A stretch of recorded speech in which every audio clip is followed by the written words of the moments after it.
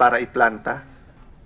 Kasi sir, yung dinadala ng mga baril sir, mga paltik man yan. Hindi man yun mga original ng mga baril, yung mga 38 sir. Tama po, pero hindi rin po mura ang paltik sa panahon ngayon. Nabibili naman lang yun sir ng 1.5. Yung Okay. paltik na So baril yun sir, nga po, 38. so 1,800 police ng Davao, meron na silang assigned firearm, meron pa silang paltik na dala. Lahat sila po.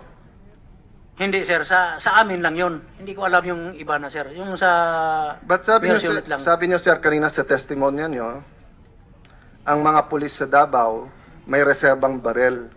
Kasi hindi naman po yung squad niyo lang nakakapatay sa Davao, marami pong enkwentro, di ba po? kasagaran sa sentro ng Davao sir, walang mga inkwentro sir.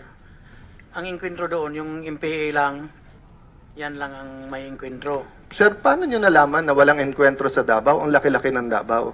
Lahat ng ibang itanong ko sa inyo, sir, sasabihin mo, walang radyo, walang TV, grade 1 lang, sir, ako, hindi ko alam yan. But ikaw, like ako, sir, ha? Asawa ko, mayor ng Taguig. Kapatid ko, congresswoman ng Taguig. Ako po, sa Taguig nakatira.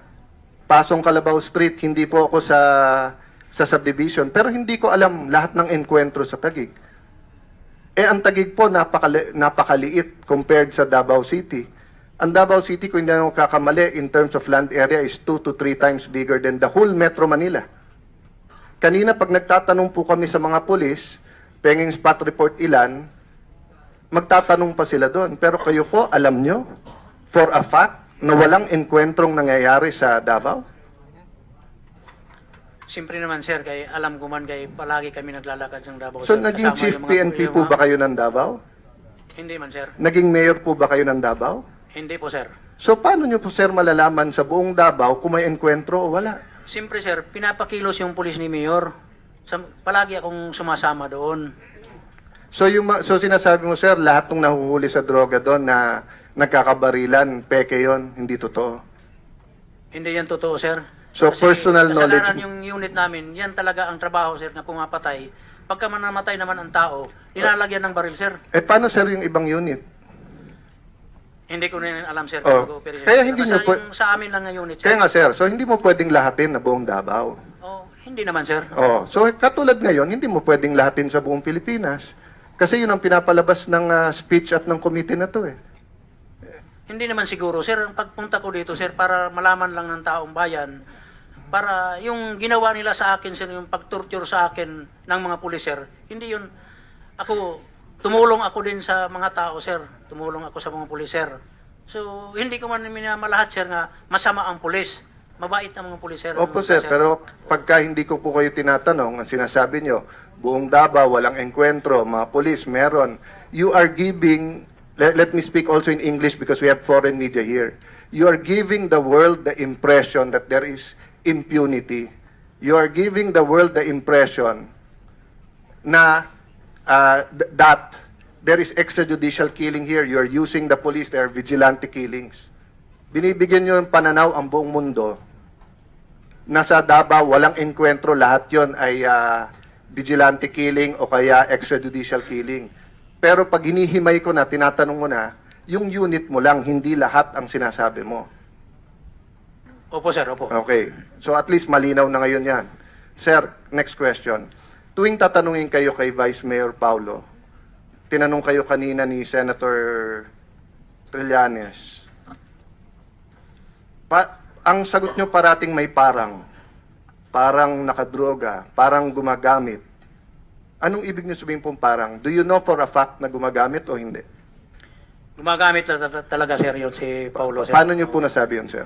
Kasi sabog yan, parang sabog. Pumupunta sa amin kung may kagalit.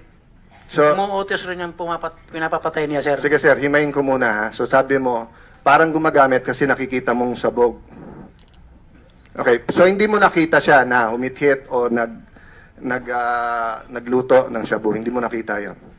Hindi naman siya, sir, gumagamit naman lang yan. Hindi yan nagbibinta, hindi yan Yes sir, pero pag gumamit ka, kailangan mong, there is a means to use it, di ba? So kung marijuana yon, hititin mo yon. Kung cocaine yon, sa ilong. Di ba? Kung shabu yon, lulutuin mo. Nakita mo ba si Vice sa kahit anong paraan na gano'n ang ginawa? Hindi. Ako sir, hindi man ako nagsusunod-sunod sa kanya sir. Hindi ko nakikita Oh, yan. hindi mo nakikita. Okay, let's establish that, ha? So the witness established and testified he has no personal knowledge at hindi niya nakita na gumagamit ng droga. Ang sinasabi mo, mukhang durog. Okay, mukhang sabog. Ano ang mukhang sabog? Kasi sir, malalaman mo yan sa mukha sa tao. Paano nga, sir? Pag nakasyabo ang tao, may habit yan sir. Mayroong nagaganyan-ganyan, mayroong nagdidila-dila. Yan talaga sir. Sir, ha? Yung gaganyan-ganyan, Duterte yan eh, parati nakaganyan eh. Naman, sir. Yung- So, ang ibig sabihin, gumagamit si Presidente Duterte? Hindi naman.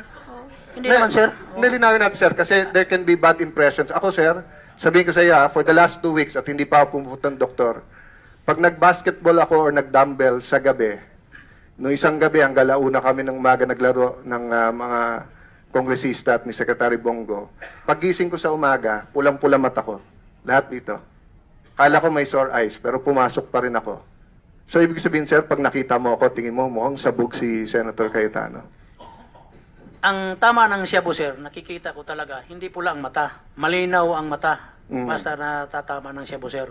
Hindi pula. Dahil hindi katulad ng marijuana, nga pula talaga ang So, mata. in other words, sir, ang sinasabi mo, yung iyong testimonya na gumagamit si Vice Mayor Paulo ay base lang sa iyong perception na mukha siyang gumagamit. Hindi naman sir, kay marami nung nagsasabi. Oh, sige. So, ang basehan mo, sir, sa perception mo sa nakikita at sa sabi-sabi. Opo sir. Okay. Can I ask the NBI or the Chief PNP, gaano katagal ang shabu sa sistema ng tao? So, pag nag-drug test ka, gaano katagal bago kita? According to our crime lab, sir, 3 days after using the shabu, hindi na negative na yung system niya. Okay. Negative na. Yun yung After 3 days. ordinary lang, yung pagka pinaihe, di ba? Yes, sir. Pero kapag ka yung blood test, much longer time, di ba? Yes, Your Ilan Honor. buwan? Yes, Your Honor. More or less 6 months, tama ba? Yes, Your Honor. Sir, kahit gan may ano ka ba kung gumagamit pa rin sa yung palagay o sa narinig mo si Vice Mayor Paulo? Talaga yun sa Davao City sir. Hmm. Hindi lang nagsasabi yan kay natatakot. Ang mga barkada yan, yung mga Chinese sir. Talagang nagagamit sila ng drugs. Sige. Kasi sir, Miski nagpa-drug yung test mga ng buong Davao Council, negative silang lahat. Ako sir, iwan ko lang sir. Basta ganyan sir. Ewan. Hindi mo sure. Siyempre, matagal naman akong wala doon sir. 2 So, taon is na it ako safe wala to doon. say, kay Edgar, tama ba sabihin ko, na ang testimonya mo laban sa isang taong ito, na ang tanging kasalanan ay maging anak ng presidente, na siya'y sabog, ay dahil sa narinig mo, at dahil sa perception mo pag nakita mo mukhang sabog. Wala kang ibang ebidensya na siya'y gumagamit. Hindi naman ako nakakita sir, pero natitingnan naman sa mukha kung nagpupunta sila sa mga barkada niya sir. So, mukha. So, ganyan. So, diba, tinignan ko Senator Trillanes, sabi ko, mukhang durog to. Parang ganun lang. Iba talaga sir, iba talaga yung nakagamit sir. Iba talaga. Kaya nga, sir, but ang Let's point ko nga, let's kasi... refrain, please, from Madam insulting Chair, fellow members. sige, baliktarin natin. Ako ang tinignan ni Senator Trillanes. Sabi, ito si Alan, mukhang sabog siya. So parang ganon. I'm not making, ma'am, my point is this. You're not an expert witness, eh. You are not trained in any medical degree. Hindi ka doktor. Hindi ka expert. So, kung sa tingin lang, ako po, marami akong pwedeng tignan na mukhang sabog, eh. Maraming pwedeng tumingin sa akin na mukha din akong sabog. Pero it doesn't mean it's true. And you're testifying here, ilang beses sinabi sa iyo ng ating chairperson, yung buong katotohanan at yung katotohanan alam mo. Hindi yung narinig mo lang. So ano ba talaga, sir? Narinig mo lang, yun lang ang haka-haka, yun lang ang chismis sa Davao City? Or nakita mo, or may iba ka ba bang ebidensya na gumagamit? Kasi buhay ng tao ang pinag-uusapan natin dito, eh. Talagang nagsasabi ako ng totoo sir. Kasi yung mga kasama kong mga pulis mismo, talagang nagsasabi na nakagamit ito si Paulo. So hindi po ikaw, narinig mo lang sa iba. Opo, sir. Okay. Pwede na doon po. At least malinaw na po yun, no? Sir, sabi mo walang nabatay na malaki na drug pusher. Kanina po nung tinatanong kayo. Tama po? Opo. At yun po ang isang ginagawang issue sa drug war na to, Chief PNP ba to? Bakit wala kayong malaking nahuhuli? Eto tanong ko sa iyo, sir. Meron bang drug lord na nagbebenta ng retail? Hindi ko yun alam, sir. Hindi ba, sir, kapag ka ikaw ay nagbebenta, yung tingi-tingi, di ba, ikaw nagbebenta, maliit ka lang. Yung drug lord na napakalaki, may mga negosyo yon na hindi mo alam na drug lord siya. At may mga tao yon sa ilalim niya, hanggang dun sa ibaba. Kaya hindi mo talaga mahuhuli yung malaki unless meron kang CIA, DEA, yung anti-organized crime type of operation na nagplanta ka ng informant sa organized crime para mahabol mo yung malaki. Hindi ba totoo, sir, na ang strategy ni Mayor Duterte, tanggalin ang supply sa kalye? Kaya natural, maliit ang mga mahuhuli kasi hindi tanga ang mga malalaking drug lord para sila mismo magbenta. Hindi ba, sir, yung mga anak mismo ng drug lord, hindi alam na drug lord ang tatay nila? Akala lihitimo ang negosyo, hindi ba, sir? Are you asking him Yeah, I'm because of asking him. personal Kaya, Edgar? knowledge? Yes, ma'am, because he claims to be in law enforcement. He claims to have spent decades in heinous crimes with policemen, etc. But when he was asked bakit walang malaking nahuhuli, he is repeating the most often line used in the media here, na Duterte is after small fish but hindi mahuli yung big fish. So I want to show... Kaya mo pong Madam Chair? sagutin. So ano po yung tanong uli? Hindi ba totoo na ang mga drug lords, hindi mo talaga mahuhuli sa kalye na nagbebenta? Hindi ko yan alam, sir. Hindi ko yan alam. Sir, hindi ba nasa law enforcement ka? Nasama ako, sir, pero hindi ko alam Hindi ba nanguhuli kayo, sir? Hindi ba nanguhuli kayo, sir? Nanguhuli kami, sir. Kasagaran yung nahuli Anyway, namin. Madam Chair, I maliliit think lang. I made my point there. Let's wrap up. You have consumed more than 15 minutes, the extended time granted to you, Senator Alan. Okay, Madam Chair, I will yield at this point in time. Having said that, Madam Chair, I reserve the right to continue asking questions, especially on the credibility and background of this witness. But may I also mention, Madam Chair, with no offense to you personally, but it is the responsibility of each chair and each committee to vet, tignan muna yung witness bago dalhin dito. Kasi kung hindi, kahit sino na lang. May mahanap ka talaga eh. Hanap tayo na magsisinungaling kay Chief PNP Bato. Madam Chair, this is just a I'm sorry, manifestation. Senator Allen, I'm sorry. You have been abusing the time allotted to you. It is unparliamentary for a member of the Senate to be imputing certain ill motive on the part of the Madam chair Chair, or on the part if of you the allow me to finish. standing committee. It is Yes. unparliamentary. You have been doing that. You have been insinuating things indicative of bad faith, ill motive on the part of the standing committee, including the chair. I'm not gonna further allow that. I'm sorry. Okay, Madam Chair. First of all, I'm not abusing my time. I'm using my time. Secondly, Madam Chair, there are two theories here. First theory is that he is telling the truth and the President has done this. The second theory is this is a conspiracy of a political party in this Calling country. you out of order now. And I am allowed to I'm pursue calling you that out theory, of Madam order Chair. now So with all because due respect, you are I will stop there, but I am not out of order, imputing Madam bad Chair. faith, ill motive on No, the Madam part Chair. of the standing committee, I am on the testing my part theory. of the chair. I'm testing my What theory, we Madam have Chair. is a witness who have volunteered to tell what he knows. And now to go beyond that. Well then, and Madam say Chair, you're that not there is some qualified to sort become of a chair conspiracy. because you already made a conclusion na totoo You sinasabi are niya. called, As you chair, are, Madam you are out Chair, of order. as chair, Madam Chair, you have to be neutral. That is the rule. May we request the Sergeant at Arms, please, to try to restrain Senator I will Allen? Thank you. Thank you.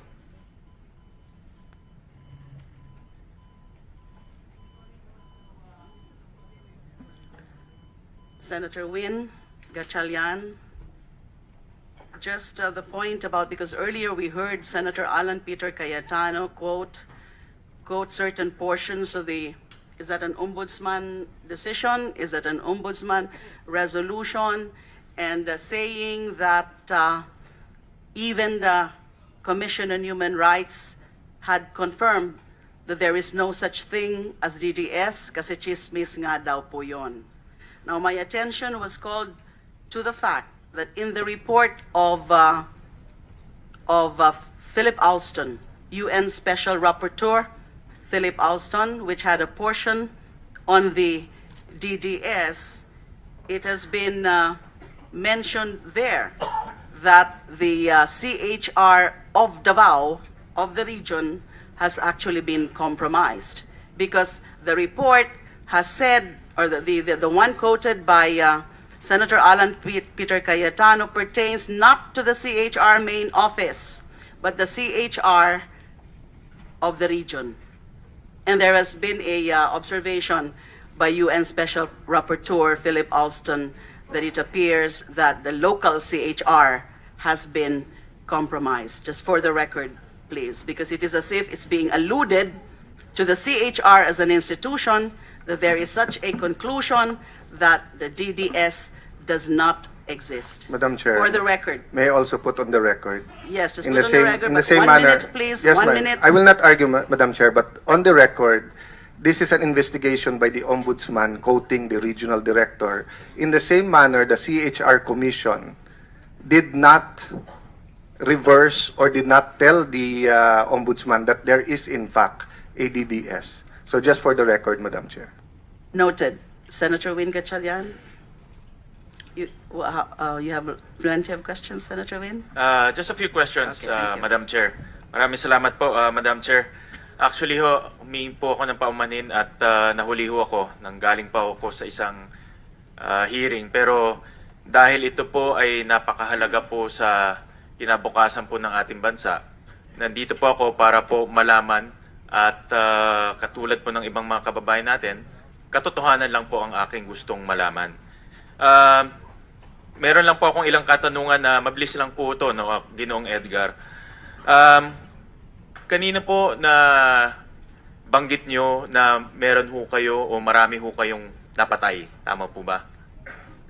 Opo, sir. Mga ilan hong katao ho ang inyong napatay? Sa estimate ko lang, sir, sa galing 1988 hanggang 2013, mga 1,000 na siguro mahigit. Kayong po mismo ang pumatay dito sa mga tao? Hindi yun, sir, lahat ay Yung kayo ho diretsyong pumatay? Opo, sir. Ako po ang dumiritsong pumatay yung iba. Sa inyong estima, 1,000 po na katao ang diretsyo ninyong pinatay? Opo, sir, sa mga pulis, sir, mga pulis. Kasama Mga ho pulis, kayo doon, kumbaga kabahagi ho kayo sa pagpapatay ho ng... Opo, sir, kabahagi din, sir. 1,000 po, napakadami ho to. No? Isa sir. lang nga ho, makukonsensya na ang isang normal na tao. Kayo ho ba, nakonsensya ni minsan dito po sa 1,000 pong taong napatay? Minsan, sir, nakukonsensya kay yung iba naman, parang hindi naman nakakasala, sir. Parang natutuloyan, sir. Kailan sa inyong buhay kayo po ay nakonsensya? Dito po sa ilan years ho to? Ilang taon ho ninyong halos sa... Almost 24 years, sir. 24 years. Saan ho dito? Kayo ho? Sa Yung kalagitnaan, yung sa dulo, sa una? Yung nagkakonsensya ko, sir, yung babae talaga. Parang nanay ko, natamaan ng bala. Kami ni SPO2 Medina, yung inakyat nyo namin ng bahay, sir, binaril namin. Hindi ko malaman kung sa aking bala ba. Pero kailan ho to? Kailan ho to? Sa kalagitnaan po ng 24 years yung... 2013, sir. So mga sa dulo na ho to? 2013. So, kaya nga, nagpaalam ako kang Arthur Las Cañas nga ihinto na ako, kaya matanda na ako. Sabi ko, hindi naman Hindi naman umayaw, hindi na umimik. Umuwi na ako sa bahay ko. Kayo po ba ay may asawa at mga anak? May live-in partner lang ako, sir. So meron ho kayong live-in partner. May anak po ho kayo? Wala, sir. Wala kayong anak? Meron akong anak, iniwanan din ako ng live-in partner din, sir. So ngayon po, kasalukuyan, ay meron ho kayong live-in partner. Opo, sir. Mahal nyo itong live-in partner nyo? Opo, sir. Mahal na mahal nyo? Opo, sir. Okay. Itong live-in partner nyo ngayon ho, meron ba ho siyang binigyan na seguridad o proteksyon? O dahil ang pagpunta nyo ho dito, alam naman ho natin, kanina medyo nasulyapan ko ho, na yung na may banta ho sa inyong buhay, no? Tama po ba? Opo, sir. At kayo ay natatakot sa inyong kalagayan ngayon. Opo, sir. Ang inyong ka-live-in partner ho ngayon, meron ba ho siyang bodyguard o protection na galing po sa kapulisan o sa gobyerno? Wala kami, sir. Wala kami, sir. Wala. So wala ho siyang kasamang proteksyon. Wala, sir. Night kaibigan po, hindi nyo pinaubaya sa inyong kaibigan. Wala. Kasama ko man dito, sir. Kasama nyo ngayon Doon dito sa Maynila, sir. sa Maynila. So hindi ho kayo natatakot na kung hindi ho kayo ang mabalikan, baka yung asawa o ka-live-in nyo ang mabalikan. Natatakot nga, sir. Baka anong mangyari. Ano ho ang ginawa nyo para po mabigyan proteksyon tong ka-live-in partner ninyo? May linapitan ba ho kayong tao sa gobyerno, kawani ng gobyerno para mabigyan ng proteksyon? Wala, sir. Meron kaming, doon pa ako sa WPP, meron kaming security, sir. Umalis na ako, sir, kaya natakot na ako, baka ako bunutin doon, patayin. Hanggang ngayon, wala na, sir. So ngayon, bahala na. Bahala na, sir. Bahala na kung siya ay mapatay. Alam ko man yung buhay ko, sir, sa ganitong Hindi, pagsabi ko na totoo.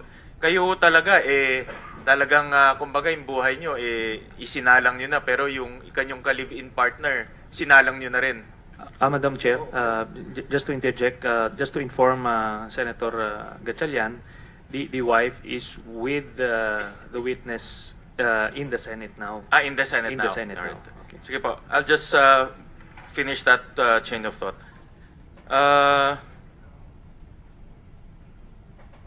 Ginong Edgar, alam niyo po, yung pagpunta niyo ho dito, yung inyong testimonya, ay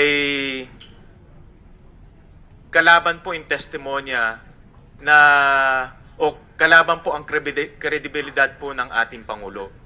So ibig ho sabihin na dapat po na inyong testimonya ay mas matibay, no, sa sasabihin man ng ating Pangulo. Sa maliban po sa inyong testimonya, meron pa ba ho kayong ibang ebidensya na magpapatibay po ng inyong mga sinasabi? Opo, sir. Ano po yung mga ibang ebidensya po? Yung pinatay namin yung DI, yung kasintahan niya ng kapatid niyang babae, si Ma'am Jocelyn, pinadukot sa amin, sir, sa Jacinto Street. Kasi ang akala ni Mayor Duterte, sir, nga pinipirahan niyang kapatid niya. Kasi pinadukot niya, pinapatay sa amin, sir. So, ibig ko sabihin no, kayo may testimonya, sino pa ho ang ibang magbibigay ho ng testimonya? Walang makakagbigay ng testimony, sir, kasi So, ano natatakot yung ebidensya na hawak nyo maliban po sa mga... Ako mismo ang gumawa, sir. Ako mismo ang pumatay, sir. So, yun lang, yung pinanghahawakan nyo po ang inyong Oo, sir. Oo, inyong testimonya ngayon. Opo, sir. Wala ho kayong ibang ebidensya, picture, or Wala, sir. Hindi man namin kilala, sir. wala bang Biglaan man. wala ba hong ibang kasama ninyo na papangalawa ho sa inyong mga sinasabi ngayon? Wala, sir. Kaya mga pulis man yung kasama ko. So kayo lang talaga. Oo, ako man lang ang civilian, sir. So inaasahan nyo na halos 100 mga Pilipino ang maniniwala sa sinasabi nyo ngayon. Ewan ko lang, sir. Pero yun po ang inyong Basta ako, pinunta ho nagsasabi talaga ako ng totoo. Kaya nagpunta ako dito. Ang inyong ka-live-in partner, pwede ba ho siya magpatunay? Ano, sir? Yung ka-live-in partner nyo ho, pwede ba ho siya magpatunay sa sinasabi nyo ho? Hindi po niya alam, sir. So, wala siyang walang kaalam-alam? alam, sir. Para linilihim ko, sir, baka ako iwanan ako nga So, mamamatay tao, sir. Oo. Araw-araw nagkikita kayo, umuwi kayo sa kanya sa Oo, bahay niyo. Wala siyang kaalam-alam. Walang kaalam-alam, sir. Ilan taon na ho kayo magka-live-in partner? 10 years, sir. So sa 10 taon na magkasama ho kayo, wala siyang kamuwang-muwang Wala. na Pero kayo ay pumapatay o nakapatay ng 1,000 tao.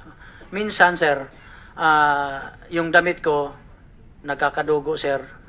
Yan na, nagtataka siya bakit may dugo, tinatanong niya ako. Anong sinasabi niyo po? Ang sabi ko, nagkatay kami ng manok ng kumpare ko. Yun lang po. Oo. Ngayon ho, may trabaho ba kayo ngayon? Wala, sir. Wala Wala na, kayong sir. trabaho? Wala na, sir. Oo. Yung nung pumapatay ho kayo, nakakakuha ba ho kayo ng bayad o Wala, sir. Wala. Yung sahod namin, yung sa City Hall lang, sir. yung 3,000? Yung 5,000, sir, mahigit. 5,000 ang sahod nyo. Yun po ang Opo, sir. nakukuha nyo buwan-buwan. O, buwan-buwan, sir. Oo. Pero sa pagpatay nyo ng itong mga biktima, wala ho kayo nakukuha doon. Wala, sir. Wala. So yung inyong mga ka-live-in partner, yun ang akala niyang trabaho nyo lang. Oh, yun alam niya, sir, nga marangal yung trabaho ko kay dahil nagtatrabaho ako sa City Hall, sir. So ulitin ko lang, Ginoong Edgar, ang pinahawakan nyo lang ho ngayon ang inyong nakita, ginawa, at wala nang iba. Wala nang ibang ebidensya na magpapatunay po sa mga sinasabi nyo ngayong hapon to. Opo, sir. Alright. Madam Chair, thank you very much po.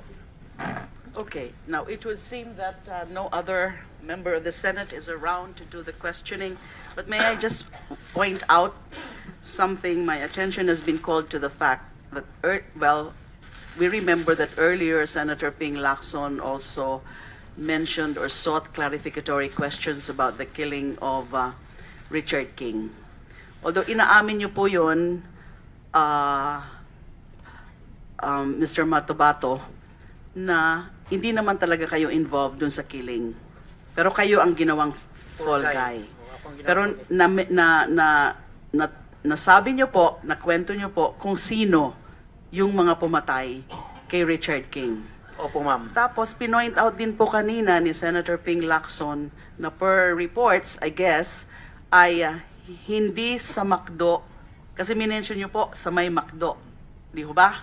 Tama ho yun? Opo, ma'am. Na sinabi niya na nung ginugol, hindi ang pangyayari ay doon sa opisina ni Richard King na yung building ay Vital C. Tama ho yun? Is that correct? So pinag-google ko po sa aking staff yung para matingnan yung location ng Vital C. Mukhang ang lumalabas po doon sa may Can we show that please? Ay meron talagang McDo doon. So baka yun ang inaalam lang ho natin. We're trying to clarify kasi mahirap po kasi alam nyo naman, dapat ho maintindihan nyo na kaming mga senador, gusto ho talaga namin na makumbinsi kami na totoo ang sinasabi nyo. So meron nga hong mga ilang senador na parang tinitingnan yung mga nasabi nyo at nakakita ng ilan-ilan na para bang sinasabi nila na hindi tumutugma. So tungkol nga ho doon, ito ho ang nakita.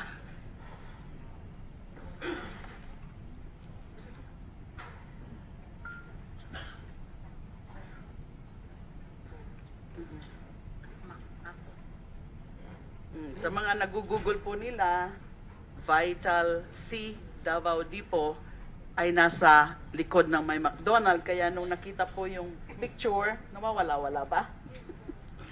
Nakita ko na ho kanina, ipapakita ko po sa inyo. Meron talagang McDonald doon. So saan nyo nakuha yung impormasyon? Kasi sinabi nyo nga ho, hindi kayo yung pumatay kay Richard King. Nasabi nyo may dalawang pangalan kayo. Yung pinatay din. Sino nga ho ito sila? Si Jewel Tapales, alias Torco, si Luloy Gabas. Okay. Ang So, pumatay sa- sino nagsabi sa inyo sa nasa may McDo pinatay?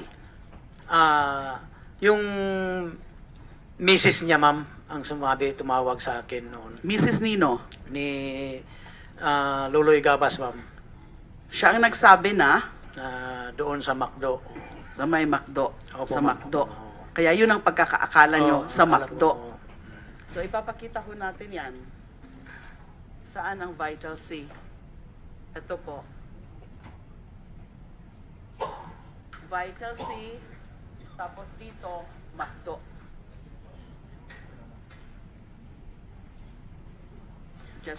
Just to sort of clarify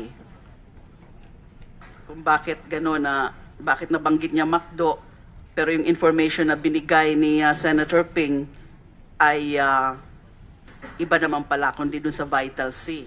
Pero it would appear dito sa pag-Google na talaga naman palang may McDo dyan sa area na yan.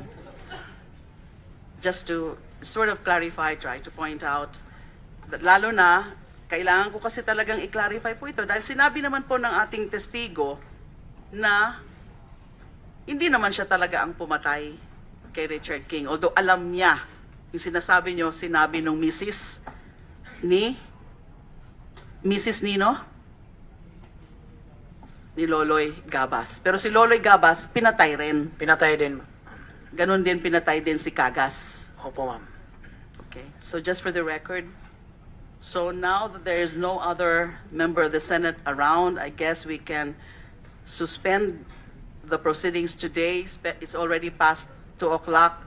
At sorry po dun sa mga nakalinyang witnesses na dati na ho talaga sila dapat, na wala na ho tayong oras ngayon, pababalikin na lang ho namin kayo.